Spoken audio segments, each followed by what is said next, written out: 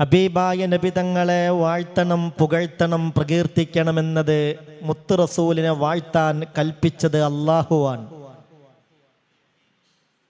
ഹബീബായ നബിയെ നമ്മൾ എങ്ങനെ വാഴ്ത്തിയാലും പുകഴ്ത്തിയാലും അതെല്ലാം സലാത്തിന്റെ വകുപ്പിൽപ്പെടും.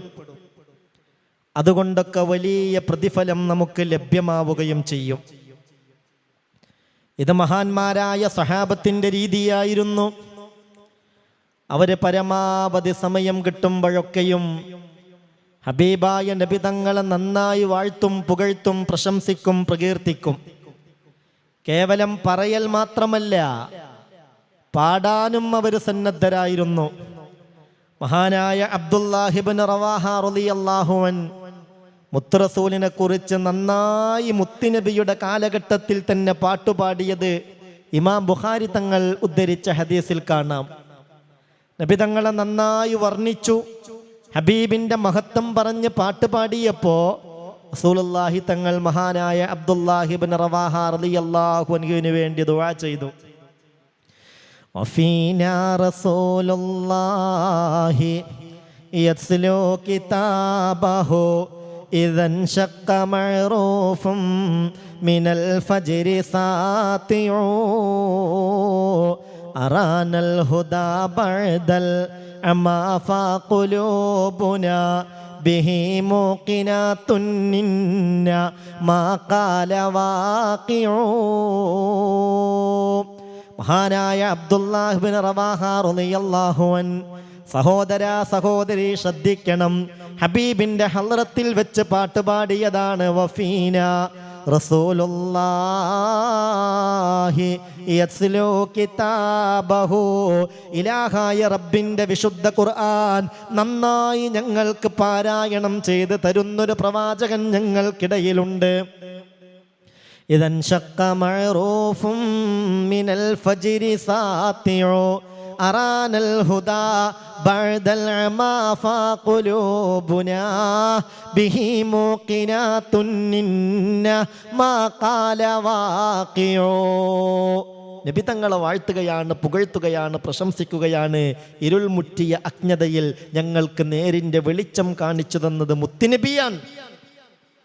എന്നിട്ട് പറയുന്നുണ്ട്, ആ നബി സംഭവിക്കുമെന്ന് പറഞ്ഞതൊക്കെയും സംഭവിച്ചിരിക്കും. ചുരുക്കത്തിൽ നബി തങ്ങളെ വാഴ്ത്തുക, പുകഴ്ത്തുക, പ്രശംസിക്കുക, പ്രകീർത്തിക്കുക, ഈ ഒരു സ്വഭാവം നമ്മളിലൊക്കെ ഉണ്ടാവണം. റബീഉൽ അവ്വൽ സമാഗതമായാൽ പ്രത്യേകിച്ചും മൗലീദ് പാരായണം ചെയ്യലിലൂടെ ഒരുപാട് ആശ്വാസവും ഒരുപാട് പ്രതിസന്ധികൾക്ക് പരിഹാരം തീർച്ചയായും നമുക്ക് ലഭിക്കും ഇൻഷാ അല്ലാഹ്. പ്രത്യേകിച്ച് നമ്മൾ ആലോചിക്കേണ്ട ഒരു കാര്യം, ഹബീബായ നബി തങ്ങളെ വാഴ്ത്തുക, പുകഴ്ത്തുക, പ്രശംസിക്കുക, പ്രകീർത്തിക്കുക എന്നത് നിസ്സാരമായൊരു സംഗതിയല്ല. കാരണം അള്ളാഹുവിൻ്റെ സൃഷ്ടികളിൽ അള്ളാഹു ഏറ്റവും ആദരവ് നൽകിയിട്ടുള്ളത് മുത്തുനബിക്കാണ്. ആ നബിയെ ആദരിക്കാനാണ് അള്ളാഹു നമ്മളോട് പറഞ്ഞിട്ടുള്ളതും. അങ്ങനെയാണ് മഹാനായ ആദം നബി അലൈഹിസ്സലാത്തു വസ്സലാം സ്വർഗത്തിൽ നിന്ന് കഴിക്കാതിരിക്കലാണ് ഖൈറെന്ന പഴം കഴിച്ചല്ലോ. അതിൻ്റെ പേരിൽ ആദം നബിക്ക് സ്വർഗത്തിൽ നിന്ന് പുറത്തേക്ക് പോരേണ്ടി വന്നല്ലോ. ആദം നബി റബ്ബിനോട് ചോദിച്ചതിങ്ങനെയാണ്, അല്ലാഹുമ്മ ഇന്നി അസ്അലുക ബിഹഖി മുഹമ്മദിൻ. അല്ലാഹ്, മുഹമ്മദ് നബിയുടെ ഹക്ക് കൊണ്ട് ഞാൻ നിന്നോട് തേടുകയാണ്, ഞങ്ങൾക്ക് മാപ്പ് തരണം. അപ്പൊ അള്ളാഹു ചോദിച്ചൊരു ചോദ്യമുണ്ട്, അല്ല ആദം, മുഹമ്മദ് നബിയെ ഞാൻ സൃഷ്ടിച്ചിട്ടില്ലല്ലോ, പിന്നെ എങ്ങനെയാണ് മുഹമ്മദ് നബിയെ നിങ്ങൾക്ക് മനസ്സിലായത്? ഇലാഹായ റബ്ബിന്റെ ചോദ്യമാണ്, ആദം കൈഫ അറഫ്ത മുഹമ്മദാ വലം മഖ്ലുഖുഹു. ആദമേ, മുഹമ്മദ് നബിയെ നാം പടച്ചിട്ടില്ല, മുഹമ്മദ് നബിയെ നാം സൃഷ്ടിച്ചിട്ടില്ല, പിന്നെ എങ്ങനെയാ മുഹമ്മദ് നബിയെ നിങ്ങൾ മനസ്സിലാക്കിയത്, അറിഞ്ഞത്? അപ്പോൾ ആദം നബി കൊടുത്ത ഒരു മറുപടി ഈ പുണ്യ റബീഉൽ അവ്വൽ സമാഗതമാകുന്ന ഈ ഒരു സന്ദർഭത്തിൽ നമ്മൾ ആലോചിക്കേണ്ടതാണ്. ആദം നബി നൽകിയ മറുപടി ഇങ്ങനെയാണ്: റബ്ബേ, ലമ്മാ ഖലഖതനീ ബിയദിക വനഫഖത ഫിയ മിർ റൂഹിക റഫഅതു റഅസി ഫറഅയ്തു അലാ ഖവാഇമിൽ അർശി മക്തൂബൻ ലാ ഇലാഹ ഇല്ലല്ലാഹ് മുഹമ്മദർ റസൂലുള്ളാഹ് ഫഅലിംതു ഫഅറഫ്തു അന്നക ലം തുളിഫ് ഇലാ ഇസ്മിക ഇല്ലാ അഹബ്ബൽ ഖൽഖി ഇലൈക്. അല്ലാഹുവേ, ഞാൻ ആ മുഹമ്മദ് നബിയുടെ ഹക്ക് കൊണ്ട് ചോദിക്കാനുള്ള കാരണം എന്തെന്നറിയോ? നീ എന്നെ സൃഷ്ടിക്കുകയും അങ്ങനെ എന്നിൽ റൂഹൂദി, ആ റൂഹൂദിയതിൻ്റെ ഫലമായി റഫഅതു റഅസി, ഞാൻ എൻ്റെ തല ഉയർത്തി. ഞാൻ എൻ്റെ തല ഉയർത്തിയപ്പോൾ ഞാൻ ആദ്യമായി അർശിലേക്കാണ് നോക്കിയത്. ഫറഅയ്തു അലാ ഖവാഇമിൽ അർശി മക്തൂബൻ ലാ ഇലാഹ ഇല്ലല്ലാഹ്. അർശിന്റെ തൂണുകളിലൊക്കെ എഴുതി വച്ചിരിക്കുന്നു. എന്താണ് എഴുതി വച്ചത്?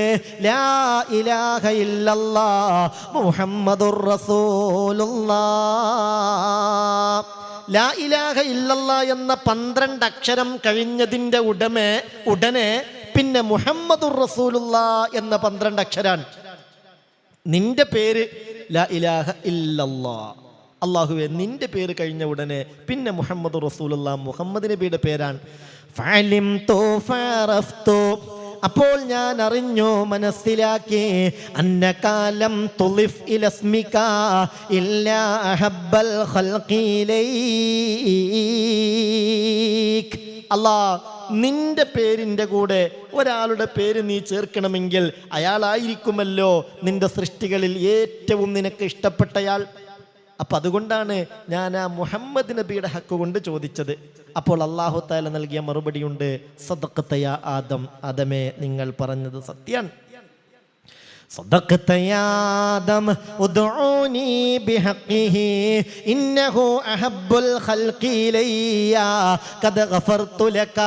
ആ നബിയുടെ ഹക്ക് കൊണ്ട് ആ നബിയെ ചേർത്തു പിടിച്ച് ആ നബിയുമായി ബന്ധം സ്ഥാപിച്ച് ആവശ്യമുള്ളതെന്നോട് ചോദിച്ചോളൂ.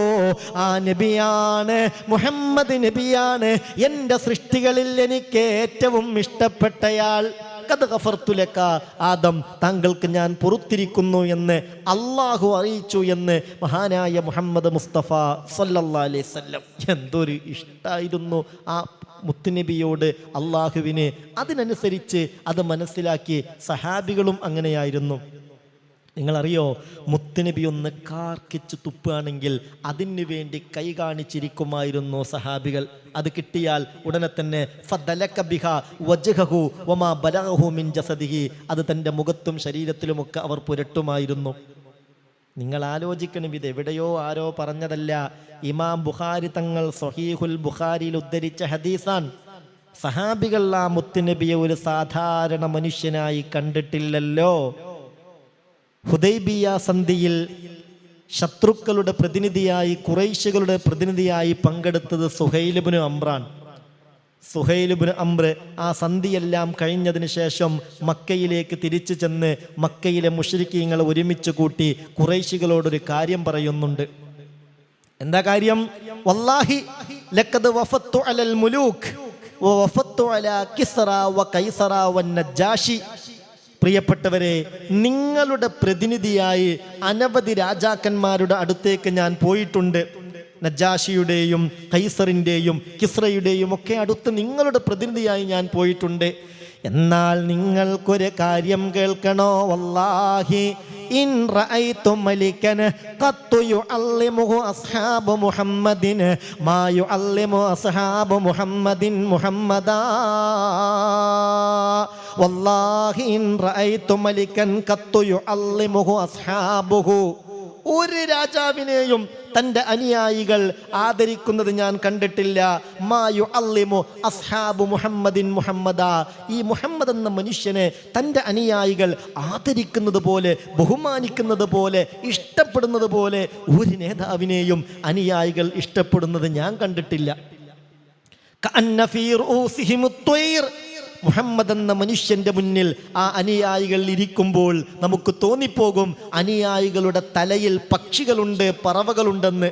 അഥവാ പക്ഷി തലയിലുണ്ടെങ്കിൽ അത് പറന്നു പോകുമോ എന്ന് ഭയപ്പെട്ട് എത്രത്തോളം തല നമ്മൾ അടക്കി വെക്കുമോ അതുപോലെ വലിയ അടക്കത്തിലും ഭവ്യതയിലും ആദരവിലും ബഹുമാനത്തിലുമാണ് ആ മനുഷ്യന്റെ മുന്നിൽ അവരിയ്ക്കുന്നത്. എന്നിട്ട് നിങ്ങൾക്കൊരു കഥ കേൾക്കണോ? ഞാൻ എൻ്റെ കണ്ണുകൊണ്ട് കണ്ടതാണ്. വല്ലാഹി യതനഖം നുഹാമാ ഇല്ലാ വഖഅത ഫീ കഫി റജുലിൻ മിൻഹും ഫദലക ബിഹാ വജ്ഹഹു വമാ ബലഗഹു മിൻ ജസദിഹി. ആ മുഹമ്മദ് എന്ന മനുഷ്യൻ ഒന്ന് കാർക്കിച്ച് തുപ്പുകയാണെങ്കിൽ അവർ കൈനീട്ടി ഓടുകയാണ്. അത് വീഴുന്നത് അവരിൽ ആരുടെയെങ്കിലും കയ്യിലായിരിക്കും. നിങ്ങൾക്ക് അറുപ്പ് തോന്നുന്നുണ്ടോ? നിങ്ങൾക്ക് വെറുപ്പ് തോന്നുന്നുണ്ടോ? ആരാണ് മുത്തുനബി എന്നറിഞ്ഞില്ലെങ്കിൽ അറുപ്പും വെറുപ്പൊക്കെ തോന്നും.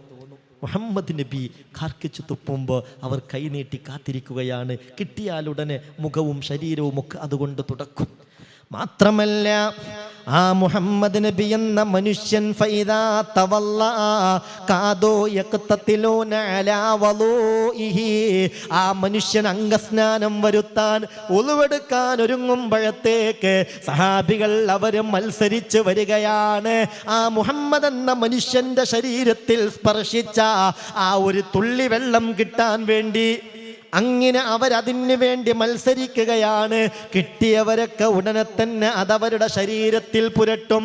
ഫമല്ലം യുസിബ് മിൻഹും അഖദ മിൻ ബലലി സാഹിബിഹി.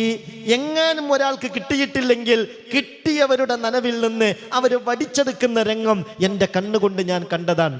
ഇത് ഇമാം ബുഖാരി തങ്ങൾ സ്വഹീഹുൽ ബുഖാരിയിൽ ഉദ്ധരിക്കുന്ന ഹദീസാണ്. ഇങ്ങനെയാണ് മുത്തുനബിയെ സഹാബിമാർ കണ്ടിട്ടുള്ളത്. മുത്തുനബിക്ക് അവർ ഈ നിലയിലാണ് വില കൽപ്പിച്ചിട്ടുള്ളത്. റസൂലുള്ളാന്റെ കൊമ്പ് വെച്ച രക്തമുണ്ടല്ലോ അതുപോലും കുടിക്കാൻ സന്നദ്ധരായ സഹാബിമാരുണ്ട്. ഇതൊക്കെ ഇമാം ബുഖാരിയും മുസ്ലിമും ഉദ്ധരിച്ച സഹീഹായ ഹദീസല്ലേ. അതുകൊണ്ട് സഹോദരാ സഹോദരി, ആ നബിയോടുള്ള ഇഷ്കാണ് സത്യത്തിൽ ഈമാന്റെ കരുത്ത്. നബിയോടുള്ള ഇഷ്കാണ് ഈമാന്റെ കരുത്ത്. എത്രത്തോളം പ്രിയം, ഇഷ്ടം, താല്പര്യം ഹബീബിനോടുണ്ടാകുന്നുവോ അതിനനുസരിച്ച് അള്ളാഹുവിൻ്റെ പൊരുത്തം, ഇഷ്ടം നമ്മളോടുണ്ടാകും. അള്ളാഹു നമുക്ക് തൗഫീക്ക് നൽകട്ടെ. അള്ളാഹു നമ്മളെ അനുഗ്രഹിക്കട്ടെ. ഹബീബിലേക്ക് അള്ളാഹു നമ്മളെ ചേർത്തിത്തരട്ടെ.